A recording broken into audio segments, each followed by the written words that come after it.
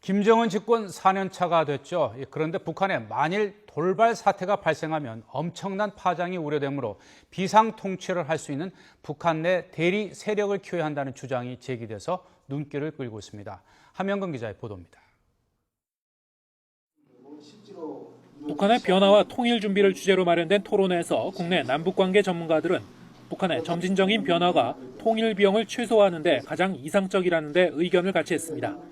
하지만 북한의 자발적인 개혁 가능성과는 별도로 돌발 상황에 대비해야 한다는 주장도 나왔습니다. 김번한 숙청이 체제 내부에 증오감을 키우고 지배계층의 부패와 수탈로 인해 주민의 충성심이 약화되면 체제의 균열을 야기할 수 있다는 겁니다. 우리가 원하든 또는 그쪽이 원치 않든 상관없이 어떤 그런 체제 균열, 구조적인 모순의 확대 등으로 체제 자체가 어차피 위기 상황에 봉착해야 될 가능성이 상존한다는 겁니다. 그게 높다고 제가 말씀드리는 건 아닙니다. 북한 권력 내부의 갈등 등으로 무정부 상태가 초래될 경우에 대비해 비상 통치를 할 수 있는 북한 내 대리 세력을 키워야 한다는 주장도 제기됐습니다. 공산주의가 몰락했을 때 국내 보수 세력이 개혁을 이끌었던 루마니아 등 동구권의 사례가 있다는 설명입니다.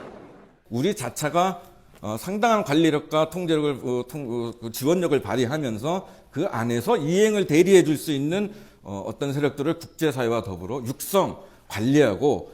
하지만 북한의 경착륙은 폭력과 혼란으로 이어질 위험이 큰 만큼 남북 협력과 교류를 통해 북한의 개방 개혁을 유도하는 게 무엇보다 중요하다는 반론도 나왔습니다.